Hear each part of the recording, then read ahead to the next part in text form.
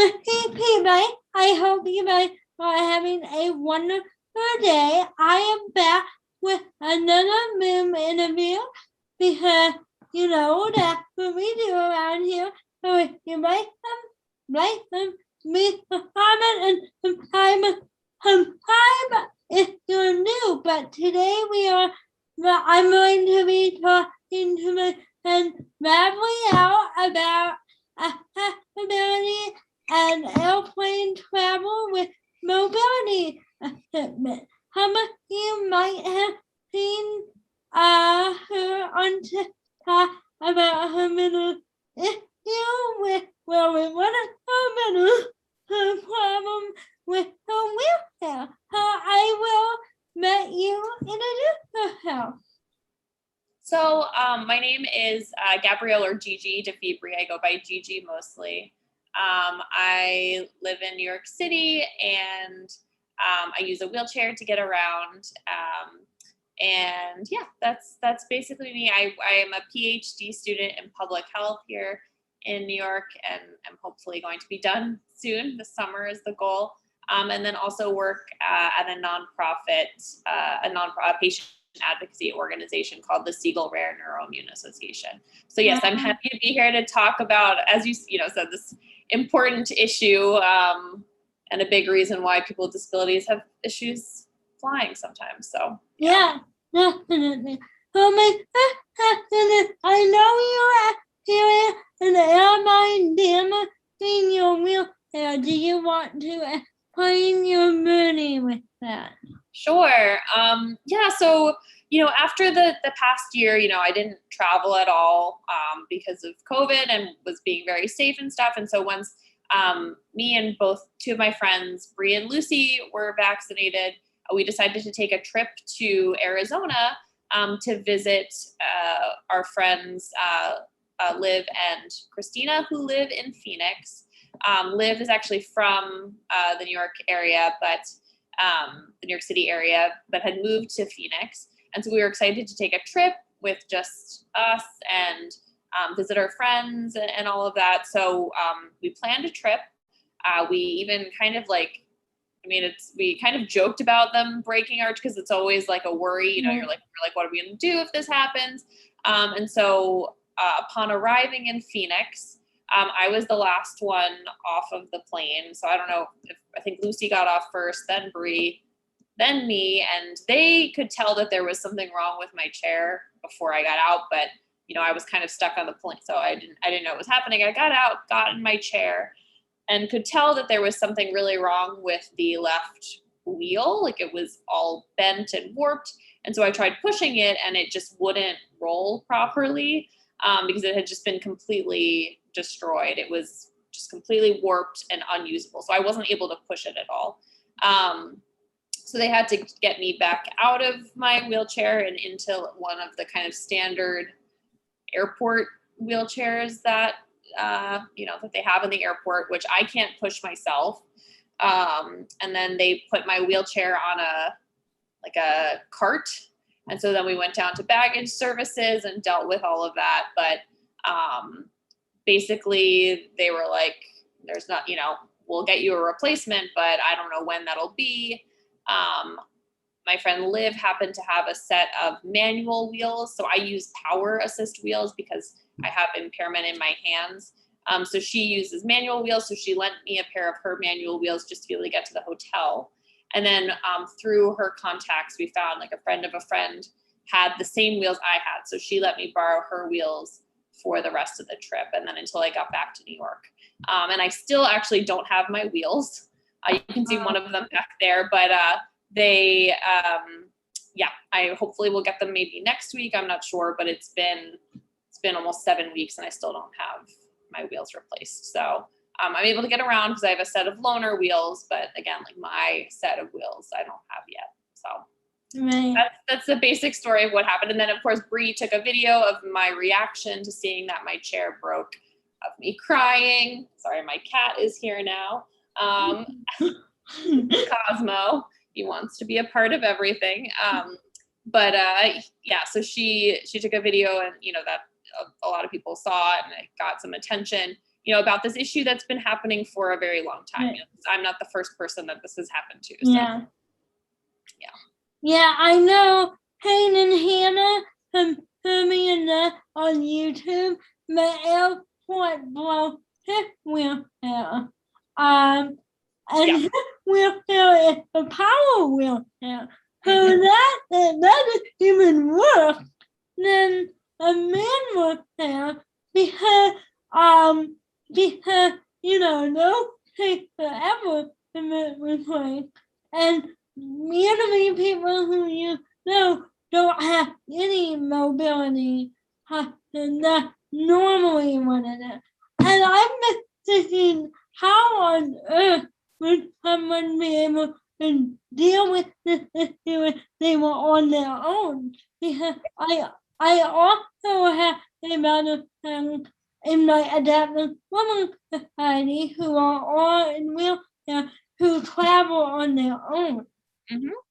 And because this issue is happening, people simply can't travel on their own.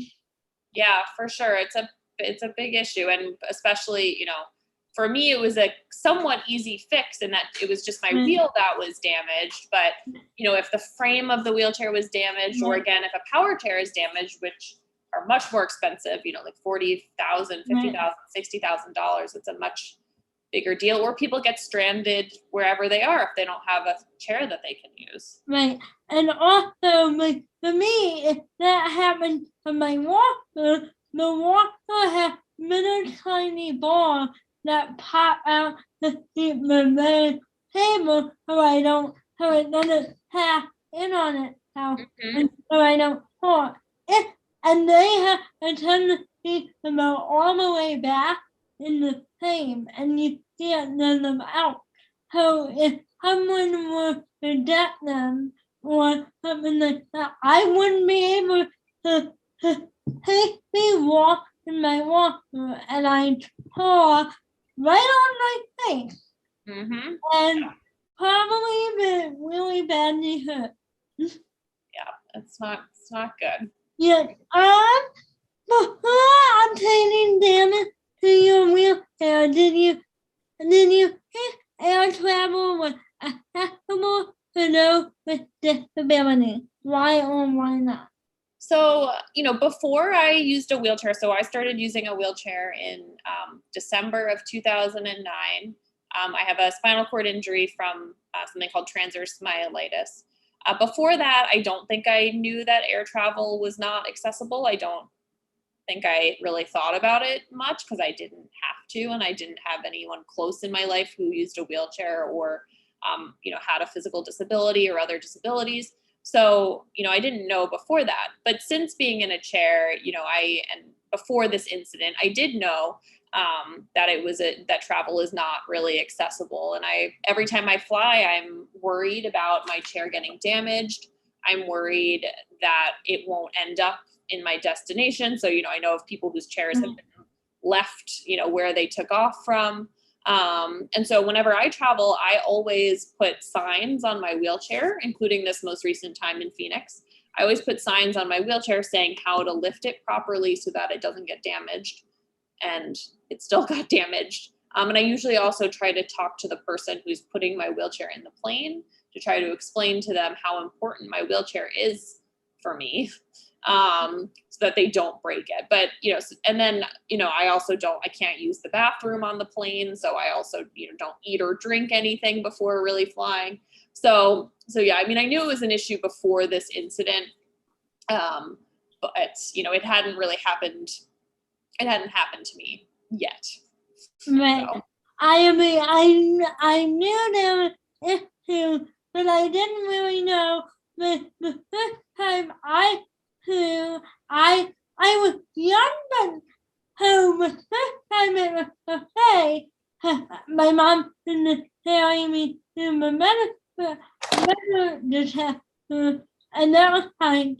But the second time I flew, I believe we were going from Orlando, Florida to St. Louis, where I live, and they were like, so my mom was like, he can't walk to my mother, but I can carry her.